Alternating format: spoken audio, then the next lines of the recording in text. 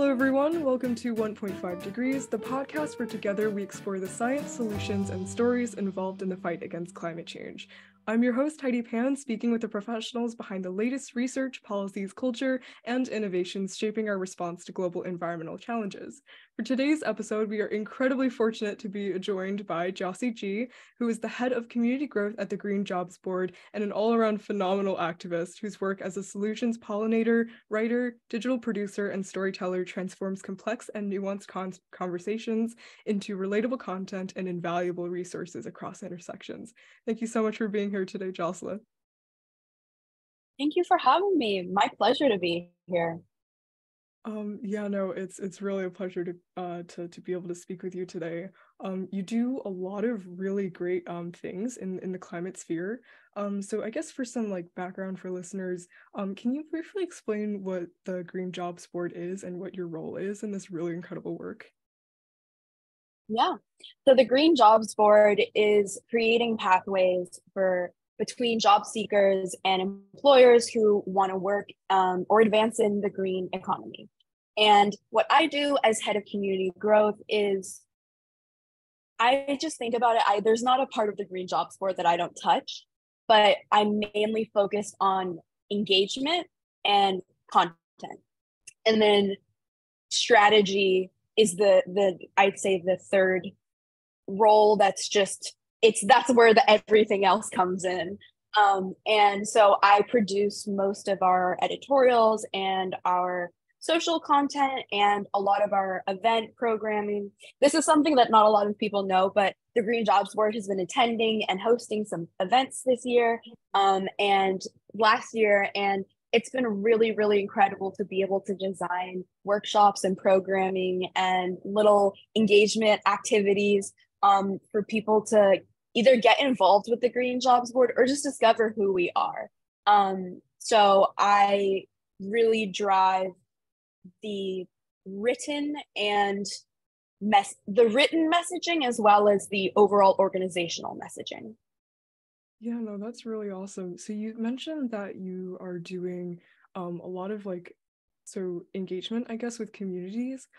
So I guess my next question would be, was there ever a moment where you realized that this is something that you wanted to do? Or I guess, why did you kind of step into environmentalism and how did you kind of start that process and get to where you are now? It's actually an interesting story because I got into environmentalism and particularly community-driven environmentalism because I dropped out of college. And I was like, what am I going to do now? And I knew the things that I cared about the most and needed to focus on were two things: community, environmentalism.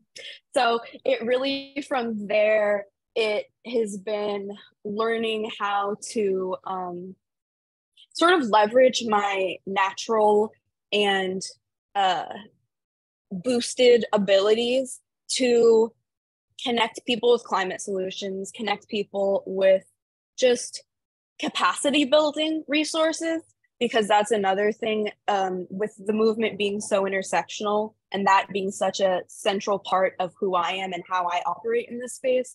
I want to bring more intersectionality into the conversation, and I want to make sure that there are more people who've historically not been included in these conversations. Especially as a college dropout, a proud one, I see a disproportionate amount of people in the space who are college educated and talking to people who are not, do not have that privilege. The amount of ridicule and disillusionment or just straight up harassment that they face when they try to enter this space or just even ask people about these topics has been really heartbreaking. So that's something that I've really tried to take it upon myself to infuse throughout some of our content and our narratives, as well as just speaking to our partners, because I do represent the Green Jobs Board at a lot of our events as well. And so I've given a few speeches about sort of our impact and what we do, and just the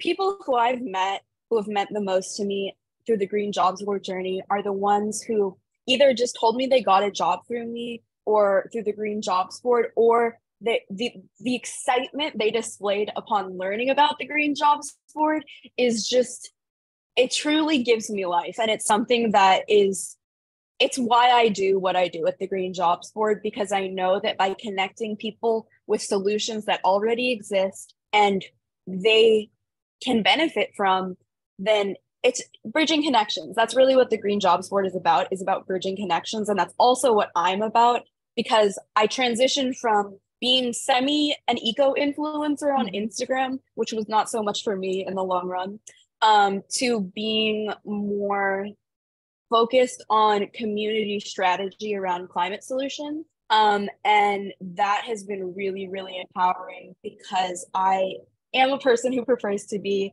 a bit more behind the scenes rather than like a public facing figure. Yeah.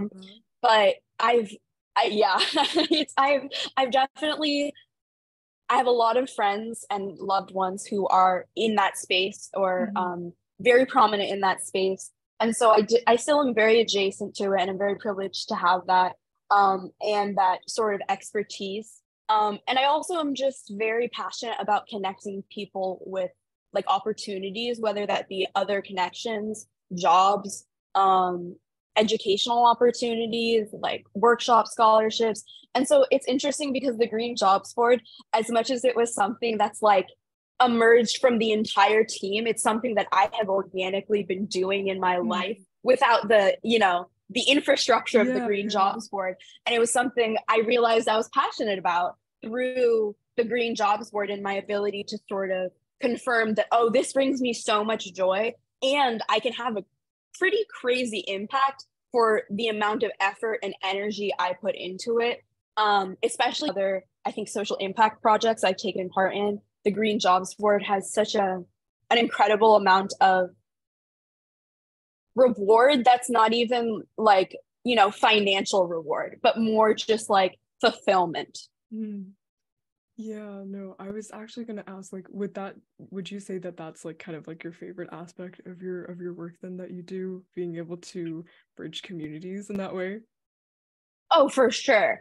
It's inherent to me to want to make connections and to sort of create a system that benefits the entire system, rather than a system that benefits the few. And so however I can do that, I am excited to do that about, and that's how my brain naturally thinks. I always think in solutions, and I'm always thinking, okay, how can we get people to be more interested in this? How can we get them to be more inspired? How can we get them to act on that? And it's both that initial getting someone's interest, but then also moving them through that ladder of engagement, but less of like a digital engagement and more like a climate solutions engagement ladder. It can be really challenging, but once you understand people's motivations and values, it becomes a lot easier. And that's what I'm really good at, is speaking to people's values, and just like storytelling in general is the, I think, best word to describe it, other than like, I don't like to say persuasion necessarily, because it's a bit like more, it has it's a little bit more like I want the work to speak for itself, rather than having to influence through the work, if that makes sense.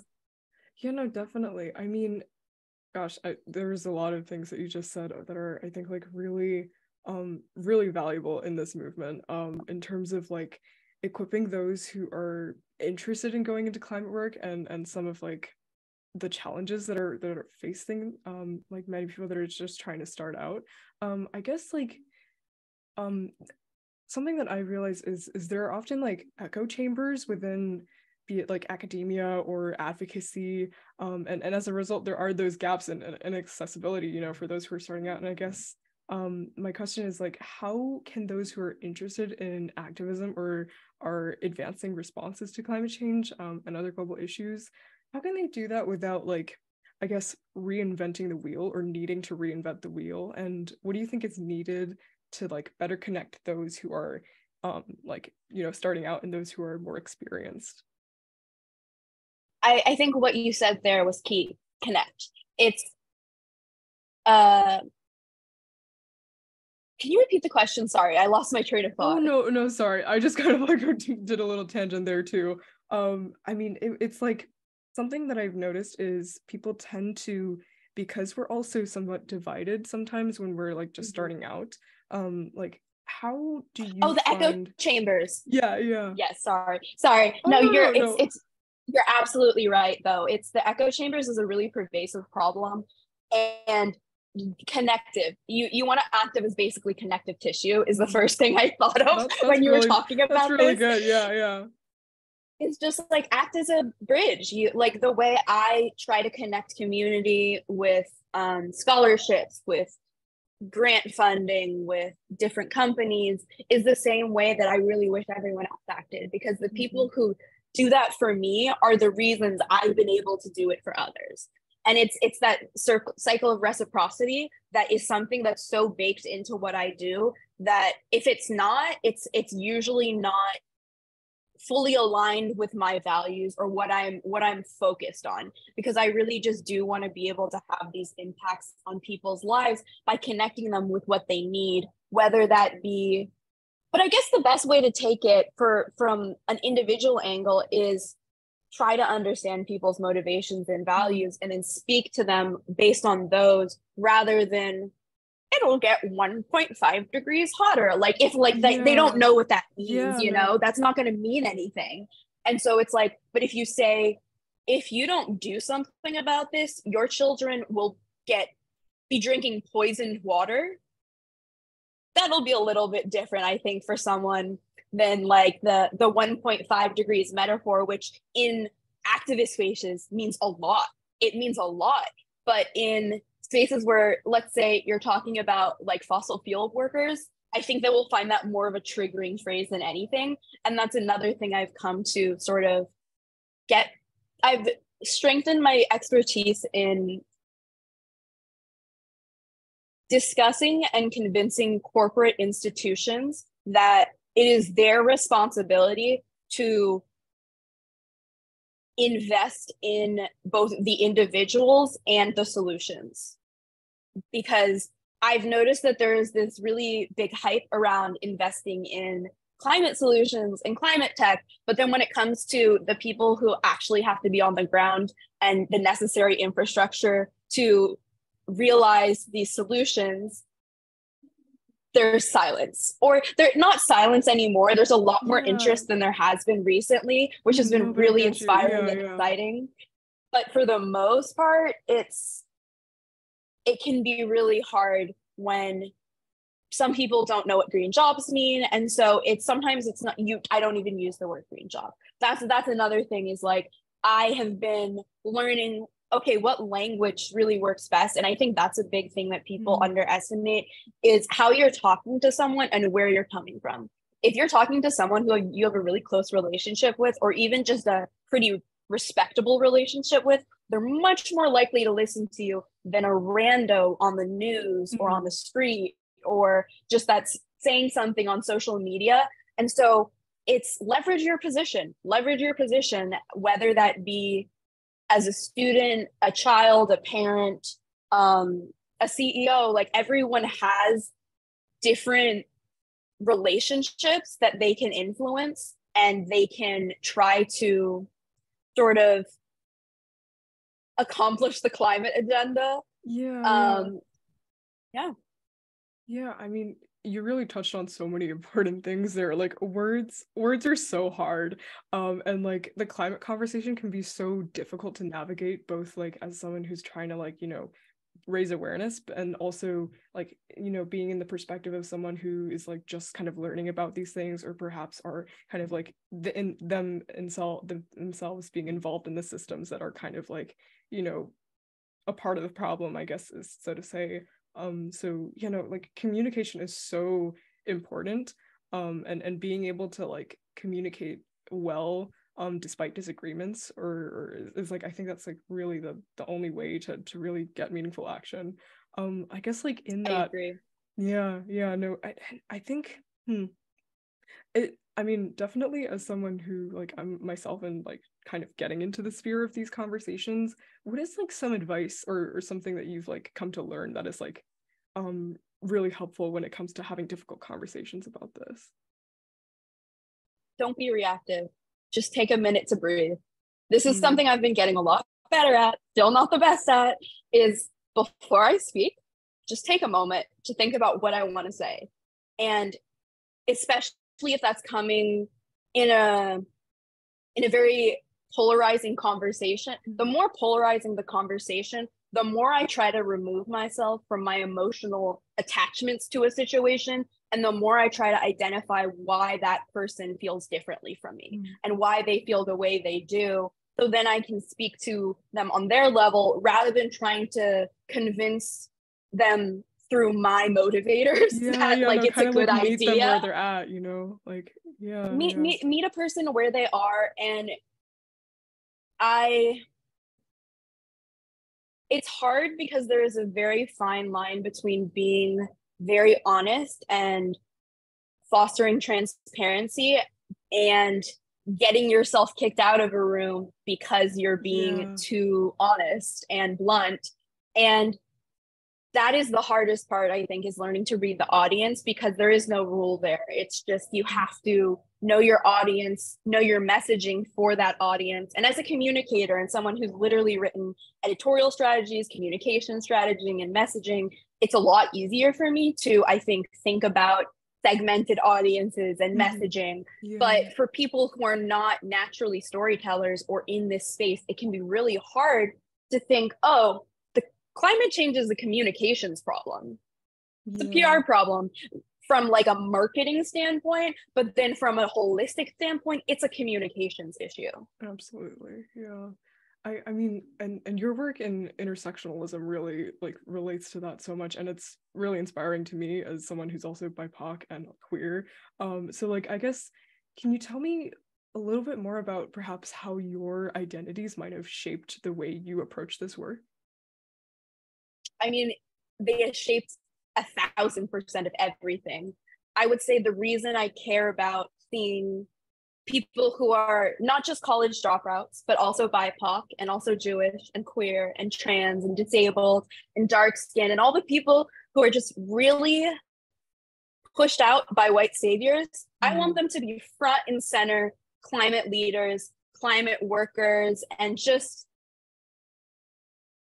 these should be the people who are platforming the most and who are trying to, if we're really focused on equity, that's what it would be about, is about being equitable and filling the gaps where there is deeper gaps because of different situations, as well as just addressing the intersectionality of situations is something that I've done throughout my entire, I'd say, career. It's been key to me to not just focus, on environmentalism, or on queerness, or because they're all the same and they're all different. They're all connected in a way that I don't see as disconnected. So queerness and being BIPOC is just as related to environmentalism as carbon measures and, different, lot more qualitative and concrete metrics. So I've really been driven to explore queer ecology, especially as it relates to queer ecology in storytelling and art. And I've really been driven towards more journalist style writing as well, and content, which is not something I've done a lot of or much of. And as I get more and more friends and peers in the space who are really intensely into that, I've really found it to be compelling in a way that I'm not sure is accessible for everyone. But for someone like me who needs to have a specific intentional narrative is key, because most of the media that we see is not intentional. It's mainly reactive. It's mainly focused on getting clicks and engagement and just being inflammatory. Whereas others are focused on, okay, what is the problem we're trying to solve here? And that's another thing, is sort of incorporating design think into how I produce content as well as strategy has been really key. I'm not the best visual designer. I'm really good at working with them though. and I am trying to get better at it. And this is another thing, is if you want to get in this space, try to upskill, which like a lot of people don't know what that means. So what that means is essentially learn more skills that are valuable and in demand. And I would say already focus on things that you're already good at, passionate about, and or can get paid for. Ayana Elizabeth has like that really good Venn diagram to help people figure out where they want to work in climate. And yeah, that I forgot the train of thought though that I was on, honestly. Oh no, literally. Also, like, by the way, I do the same thing. So, yeah, no, you really just said so many important things there. Gotta get back on my train of thought because you said so many important things. I mean, I think one the way... queerness, right? Oh yeah, my yeah. identities. Oh no, yeah. Go on, sorry, yeah. no. It's just like, especially since being a queer, disabled person of color in academia, and as a person who was studying and majoring in biology and then bioengineering, that really influenced how I saw the more scientific spaces and academic spaces focus on environmentalism. And I will say it's mostly negative associations that I have. And I'd say it's gotten a lot better since I left at college. And I have since actually had quite a few collaborations, partnerships, or interviews with different universities as a result of my climate work. So that's been very affirming in its own way, as well as I don't think a degree or college should be a required requisite for anything other than absolutely necessary legally. It's you must have this training. And even then, do you need a degree or do you need specific training and certifications? And that is very debatable. Yeah, no, I feel like it's really hard not to be so like disillusioned by often like the barriers that come up when in terms of like there's always so many like limitations, I guess, that are brought up often, and you know, yeah, that can be really disempowering. And also I think going back to the thing about like the work that you do in terms of like bridging storytelling and because I think what's important in this work is that like often like, you know, like something like 1.5 degrees like you mentioned earlier, it's like sometimes these things they're taken at like just numbers. Like there's only so much that quantitative stuff can do versus like, you know, putting faces, putting stories to the issues at hand. And I think like you really bring up a great point in that there's such a necessity for storytelling and design and, you know, like being able to tie that together and really reach people, because that's like, I mean, it's not, I mean, the environmental issue is a lot bigger than it's just people, but like because it's so anthropogenic, it's like, no, but it's like it's almost like getting people to realize that climate is a human issue. It's not an environmental issue, it's a human issue, because the environment's gonna be chilling. It's gonna be just fine after we are long gone, burnt to a crisp, or ashes. You know, it's humans that are having problems, and humans that will continue to have problems if we don't consider the climate and our ecosystems holistically and see that we're all interconnected and interdependent upon each other, rather than trying to extract and exploit and play hierarchical games of superiority and dominance in an attempt to one up the other person, and just out of a scarcity mindset. And it's really hard. It's really hard with those kinds of barriers are in place, and especially in spaces that are climate spaces, that aren't intentionally cultivated to be inclusive of different communities or specific communities.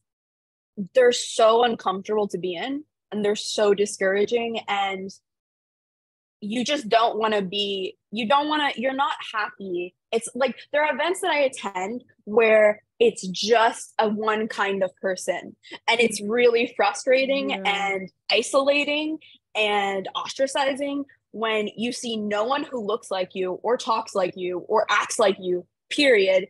And then you have to essentially be the representation for yourself. And that's something I've also struggled with a lot, I think, in the environmental movement, especially, is I don't necessarily want to be the representation that I want to see, but I have to. Otherwise, who else will be it? Yeah, no, I feel like that's such a, I mean, I also deeply resonate with that. And I mean, it feels at times quite unfair. I don't know if that's the right word, but in terms of like, why is it that we have to work so hard and feel the kind of like pressures to kind of like, you know, and I guess like it's really only once we kind of like get the representation that this won't ever happen to anyone in the future that's working into this. And it's honestly really... beyond representation, though. I feel like representation is like step one, and then it's like, it's not just people who I want to see that look like me. I want to see people who are even better than me and challenge me and push me beyond the comforts and force me to realize and unlearn things in a way that I think people often rely on me for. And that is, I think, part of the problem is there are some people who are overly relied on, mainly Black women in the space, and then a lot of other intersectional identities, of course. But it's unfair, and it's purposefully that way. So it's not just unfair, but it's built to be that way. And that's part of what I want to be able to empower people who are the ones being pushed out, that they don't have to be pushed out. They can empower their voices, they can tell their stories, they can achieve their goals, and tell the people who are in the positions of power, you need to be helping. You need to be supporting and investing and funding these people. You need to be showing it, and you need to be demonstrating that you care about these issues. Otherwise, everything you do is lip service. And that's another area that's been really hard, but also really can be really rewarding and powerful, because then the ultimate goal of redistributing resources, wealth, abundance to people who are purposefully excluded from these places, honestly. That's a huge way of breaking down those barriers, but it's a huge communications strategy plan. Yeah, no, I mean, that's a really great way to think about it. And it's really important to be aware of that all the time, because it's something that's so often that's just like falls to the wayside, or it's like kind of swept under the rug. And like in that also, it's like there's so much, sometimes it's not even intentional, but it's just like a lot of activism can sometimes become like performative or so greenwashed or whitewashed, that it can be pretty, like, I guess what are your thoughts on that as well, like in terms of... It's really hard, because I have very strong feelings, both that there are incredible issues of greenwashing, and a purist mentality never helps anyone. Like, just think historically, who has purist mentalities? Yeah, so it's not the best to be exclusionary with your ideology and community, and we don't want to be, indulging and or perpetuating really harmful behaviors. So it's a really hard question, because I have to take it case by case. There's no like universal rule or any advice I honestly have. I just, from your standpoint, it's both an intuitive gut check thing and do your research. Like, I am a person who's very driven by intuition, and I don't just lead with intuition and then follow that. I also do stellar research to back up everything I'm saying, and or specific research for that audience, which is, I think, the most key thing is research your audience and speak to them where they are. Like we were saying earlier, otherwise your messaging is likely just going to fall flat and or make them dig their feet in even further, being counterintuitive and counterproductive to the movement in a way that a lot of people don't realize they are, by the nature of not allowing room for imperfection. Yeah, I mean, it really is true that it's like there's no like golden ticket to solving something that's so big. It's really just like a step at a time. And like I guess and also research is so important, like you say, because I feel like so often like we don't do that, and it's not emphasized enough, and that's like why so much misinformation or like simple oversimplification of really complex issues happens, and that can be really dangerous as well. And I think in that you mention also like I guess how does that tie into going back to the work that you do with like the Green Jobs Board, and how you decide or come to partner with companies and how you navigate that process? Definitely. So how we started out was initially just me researching a bunch of companies and then promoting them for free on our job board. Yeah, research. And then it later got to the point where we were getting the jobs and submissions naturally, organically generated. And I no longer have to do nearly as much research to fill gaps where maybe our paid submissions aren't meeting certain needs. But we also have had quite a few community conversations about pay equity, about job title, about job career level, and what early career means, what senior level means, what's a living wage, what's a student job versus a paid learning experience. And there are all these conversations that we both have or are part of with our community. And then we, behind the scenes, will often be talking to our partners about this more directly, and trying to show them what the community is thinking and perhaps some steps to take to address either what the community wants or needs or could benefit from. And a lot of the time that's, for instance, one company asked us why they maybe didn't get so many applicants who were from diverse backgrounds. And so I went through and I analyzed their job description as well as their website. And then I gave them essentially an audit of what would be deterring people. And so that's one of the ways. But we're really trying to build out a more holistic way of vetting and communicating with these companies about these topics. And it's something we're building out currently, but that we don't have fully infrastructure for, because we're such a small team. But it is something we, especially when there are equity issues involved, it's something that we're likely bringing up with the partner and the people on that team who are either involved in hiring and or HR or the job promotion process in general. Yeah, I find it really interesting that there's the aspect of like, because it really is like a two-sided relationship. There's the applicants that are looking for opportunities, and there's the companies that are looking for applicants and trying to, you know, like to like also in terms of like trying to diversify efforts, and really it's so important the work that you do in bridging that gap, and you do it so well. So in working with trying to think of how to phrase this, like when you guys work with like green jobs, there is like often a perception of what exactly a green job is, and that can sometimes be really limited. What are your thoughts on that, and like how would you define what a green job is?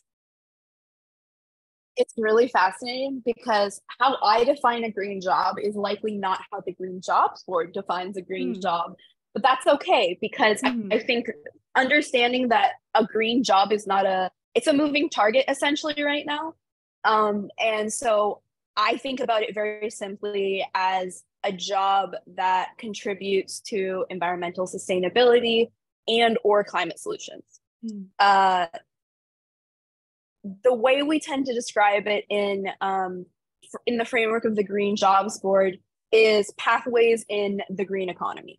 And that is a little bit more descriptive, and people still may not necessarily understand what that means if they don't understand what green economy or have certain associations with it. For me, I see the green economy as the things that people organically think of, like solar and renewable energy, or wastewater treatment and sewage and management of that. And I also see housing focused jobs and affordable housing focused jobs, but as climate justice jobs. Also, reproductive justice jobs are climate justice jobs.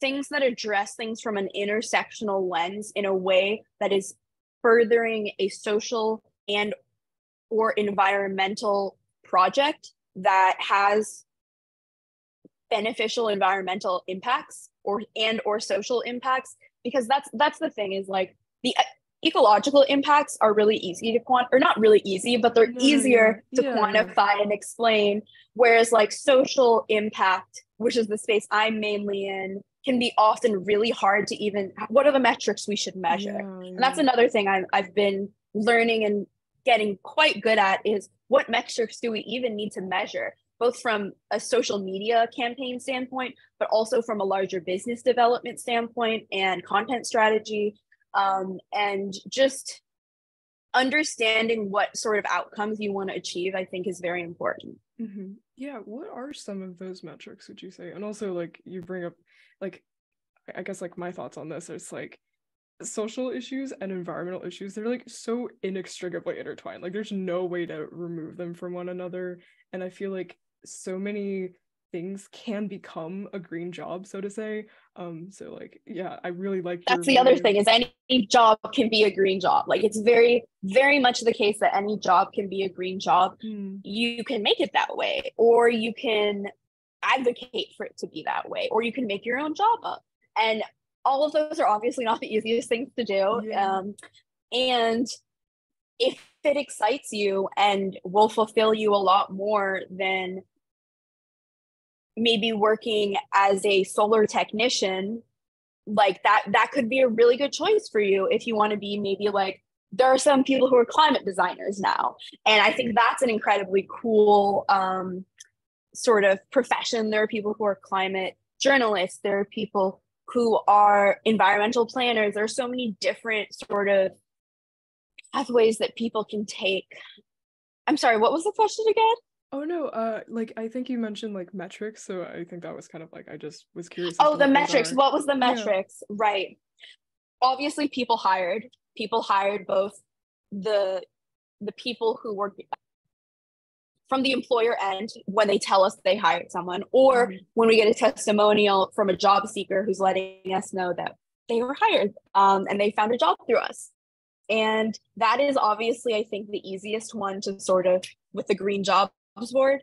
And I am very driven by metrics that are much less conventional, I'd say.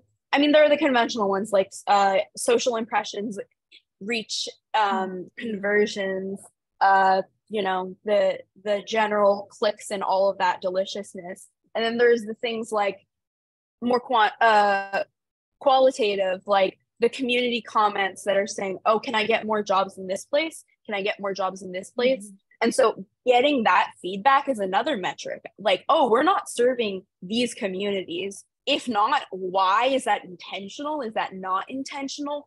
What sort of strategies can we then implement to serve those better? Or why are we not doing that? And, like, just how can we explain that?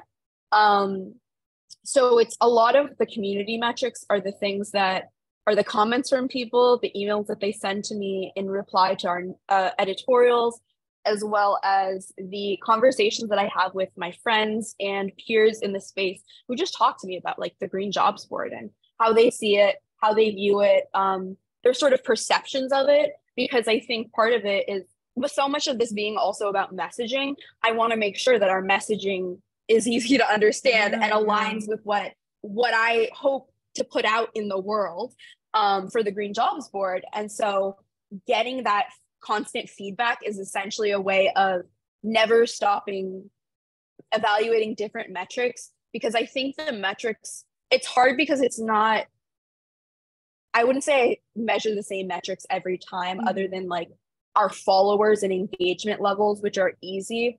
I would say sometimes I measure the metrics of the editorial sort of conversions, or the larger, how many community conversations did this start? And it may not even be specific to like a topic, but just did this get a lot of further conversation beyond the normal just sending out content and then not really necessarily having a dialogue about it. And that's another thing, is like, how much dialogue are we producing? That's a really big metric that I consider, that is often not as going to be front facing, because like the discussions are only really able to be seen if you're either following the Green Jobs Board like very closely, or can see the admin side of it. But the conversations that have happened and that have really just driven change at the Green Jobs Board have been so invaluable.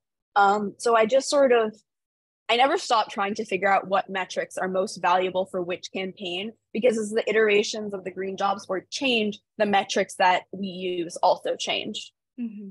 Yeah, I mean, that's really interesting that, like, I mean, it can, like, the actual community and the dialogue that is built is so important. I'm curious, like, and forgive me if I'm like ignorant of if this actually exists already, but do you guys have like a community, like some sort of online forum of some sorts where like those who are I guess like alumni of the Green Jobs Board and such like communicate together, or is that kind of like on social media organically? It's primarily on social media right now. We have a LinkedIn group, which I would say would be the best place if you really do want to get more community dialogue and engagement. Not our page, but our LinkedIn group, which is private. You need to request access to join, but pretty much everyone can join. The only thing is we ask that you do not promote yourself, but rather seek to gain connections or information or education.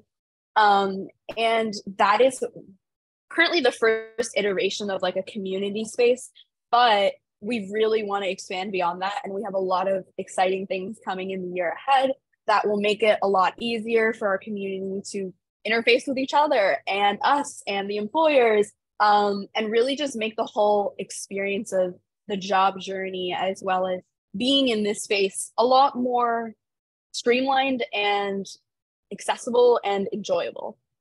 Yeah, no, you also like you do a lot of work with social media, and in terms of like, but you also I've heard that you've taken like a step back from social media as well for like a mental health aspect.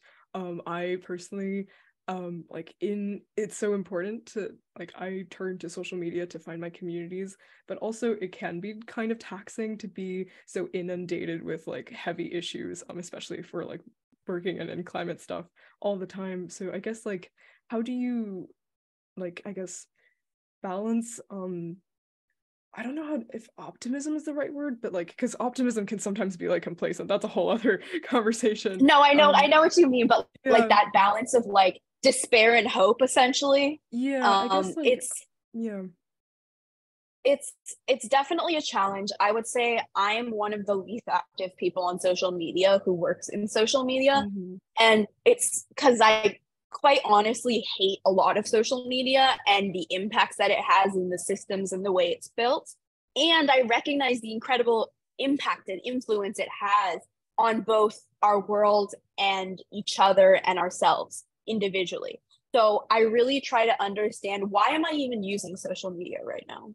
Like, I just ask yourself, why am I looking at this right now? Like, is it because I'm bored? Is it because I want to learn something? Is it because I want to see my friends or my family?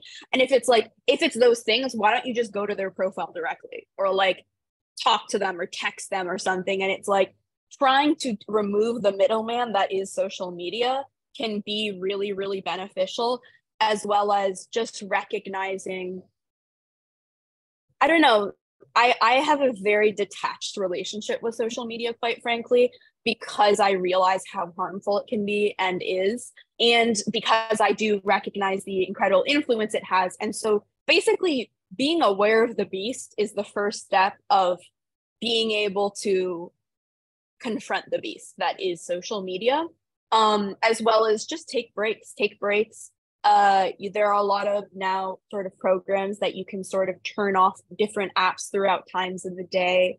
What strategies can you use to make yourself more engaged in your present day life rather than your social media life? And at the same time, not most, but like a lot of my community is from social media now. Mm-hmm. So that's not to say I don't still use it. I still do. I just use it a lot more irregularly because I built out that community online, and I translated that to in-person interactions, which I think is one of the most important steps you can take if you can. Take it offline.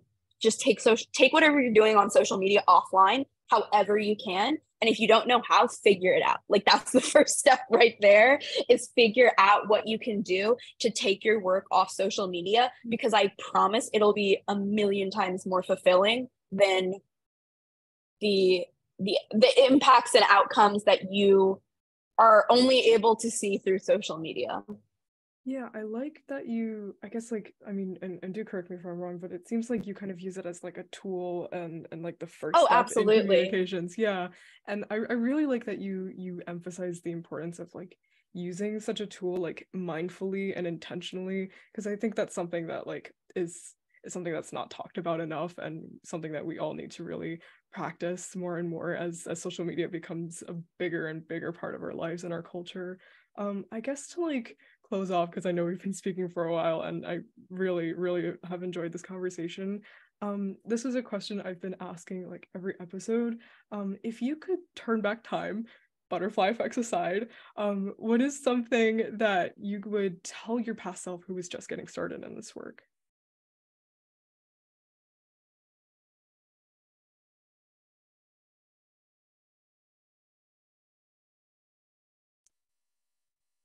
What would I tell myself? I think I would just give myself a hug. Like, honestly, I don't think I would tell anything.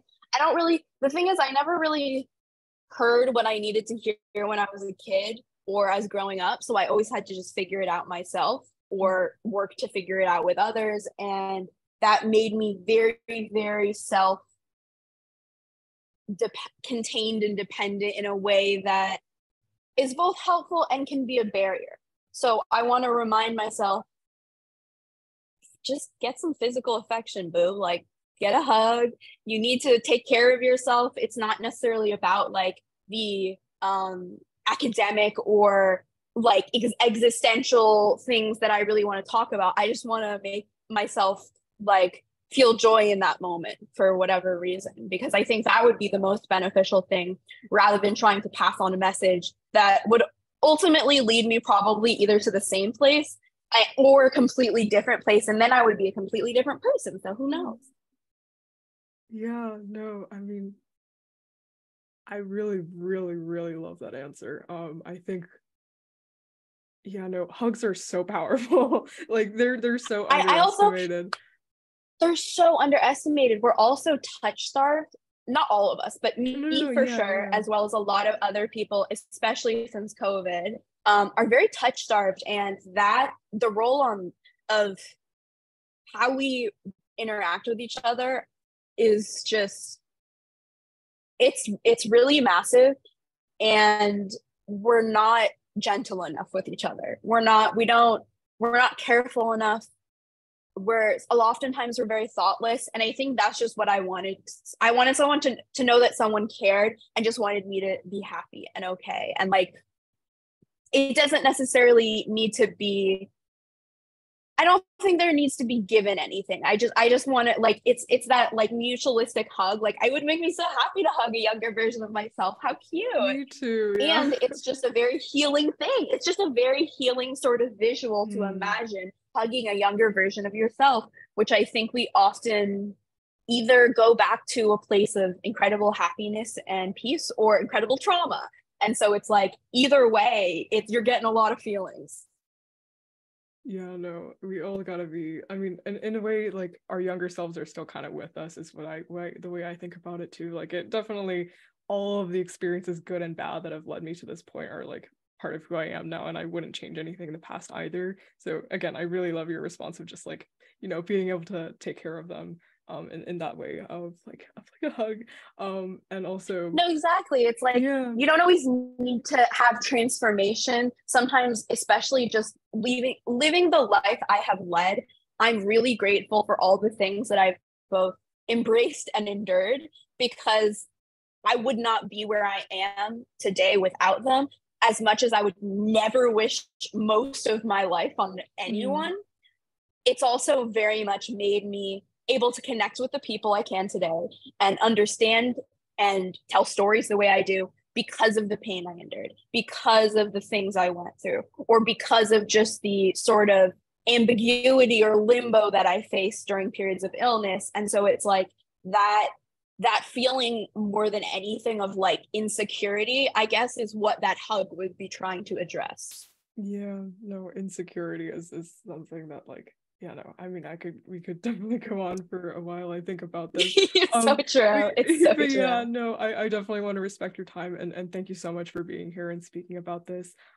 If there are there any places where listeners can go to, I guess, if they want to be more involved and stay in touch with the work that you're doing now? Yeah. So if you want to connect with me, you can follow me on LinkedIn and Instagram. My LinkedIn name is Jocelyn G. G is spelled G-E-E. Or Instagram is Golden Green G, which is spelled Golden Green and then G-E-E. And if you want to get involved in the Green Jobs Board, you should follow us on Instagram, LinkedIn, Twitter, Facebook, all of the social platforms, and check out our website and subscribe to our editorial, which is having some incredible really updates amazing. Coming soon. Oh, okay, that's I'm exciting. Really excited definitely. For the future. Oh my God. Very, very excited for the future. Little sneaky hint there, but I can't say much more on that. Yeah. But it's and also we're going to be launching a new website soon. So the current website that you may be seeing now will likely not be our website in like 2 to 3 weeks or so. Oh, okay. So like this is very, very up and coming. Thank you for sharing that. Very up and coming, indeed. Oh my God. Really yeah. So the Green Jobs Board pretty much on any platforms though. Okay, cool. Is our handle or how you can find us. All right, and yeah, I will be sure, I guess, like in this video, I don't know where we're eventually but I will be sure to link everything. And again, thank you so much for being here. It was really, really wonderful speaking with you. Thank you for having me. I loved having this conversation. Let's definitely stay connected and talk again. Absolutely. Thank you so much.